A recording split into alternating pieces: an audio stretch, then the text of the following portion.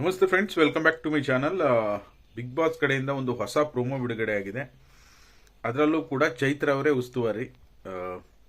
ಚೈತ್ರ ಅವರು ಉಸ್ತುವಾರಿಗೆ ಭಾಳ famous ಆಗಿಬಿಟ್ಟಿದ್ದಾರೆ big boss ಮನೆಯಲ್ಲಿ. ಎಲ್ಲ ಗೇಮ್ಗಳಲ್ಲೂ ಉಸ್ತುವಾರಿ ಅವ್ರದ್ದೇ.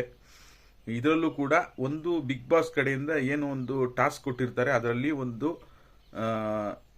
ಅಕ್ಷರಗಳನ್ನು ಪ್ರಿಂಟ್ ಮಾಡಿ ಒಂದು ದಿಂಬನ್ನು ಶೋ ಮಾಡ್ತಾರೆ. ಓಕೆನಾ, ಒಂದು ಕಡೆಯಿಂದ ಡಿಸ್ಪ್ಲೇ ಮಾಡ್ತಾರೆ. ಅದೇ ದಿಂಬನ್ನು ಸಾಕಷ್ಟು ದಿಂಬುಗಳನ್ನು ಇಟ್ಟಿರ್ತಾರೆ. ಸ್ಪರ್ಧಿಗಳು ಆ ಒಂದು ಪರ್ಟಿಕ್ಯುಲರ್ ಏನು ಬಿಗ್ ಬಾಸ್ ಶೋ ಮಾಡಿರ್ತಾರೆ ಆ ದಿಂಬನ್ನು ತೆಗೆದುಕೊಂಡು ಬಂದು ಅವರ ಒಂದು ಪ್ಲೇಸ್ ಇರುತ್ತೆ, ಅಲ್ಲಿ ತಂದು ಇಡಬೇಕಾಗಿರುತ್ತೆ. ಇದರಲ್ಲಿ ಕರುನಾಡ ಕಿಲಾಡಿಗಳ ತಂಡ ಟ್ರೈ ಮಾಡ್ತಾರೆ. ಅದರಲ್ಲಿ ಪರಸ್ಪರ ಎರಡೂ ತಂಡದ ಸ್ಪರ್ಧಿಗಳು ಜಿದ್ದಿ ಬೀಳ್ತಾರೆ. ಟಾಸ್ಕ್ಗಳಲ್ಲಿ ಇವ್ರ ಕಿತ್ತಾಟನ ನೋಡೋಕ್ಕಾಗದೆ ಬಿಗ್ ಬಾಸ್ನವರೇ ಫುಲ್ ಗೇಮನ್ನೇ ರದ್ದು ಮಾಡಿಬಿಡ್ತಾರೆ. ಓಕೆನಾ, ರದ್ದು ಮಾಡಿ ಎಲ್ಲ ಸ್ಪರ್ಧಿಗಳನ್ನು ಕೂಡ ನಾಮಿನೇಟ್ ಮಾಡುವಂಥ ಸಾಧ್ಯತೆ ಇದೆ. ನಿಜವಾಗ್ಲೂ ಇದು ಏನಿದು ಅಂತ ಗೊತ್ತಾಗ್ತಾ ಇಲ್ಲ.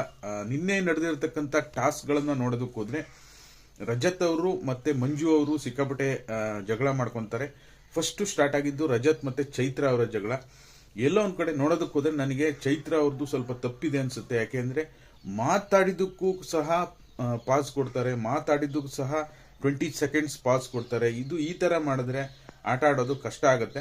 ಚೈತ್ರ ಅವ್ರು ಏನು ಅಂತ ಗೊತ್ತಿಲ್ಲ, ಸ್ವಲ್ಪ ಹೈಲೈಟ್ ಆಗಲಿಕ್ಕೆ ನಾನು ಬಿಗ್ ಬಾಸ್ ಮನೇಲಿ ಉಳ್ಕೋಬೇಕು ಅಂದ್ರೆ ವಾಯ್ಸ್ ರೈಸ್ ಮಾಡಬೇಕು ಅಂತ ಉದ್ದೇಶಪೂರ್ವಕವಾಗಿ ರೈಸ್ ಮಾಡ್ತಾ ಇದ್ದಾರೆ, ಏನೂ ಗೊತ್ತಾಗ್ತಾ ಇಲ್ಲ.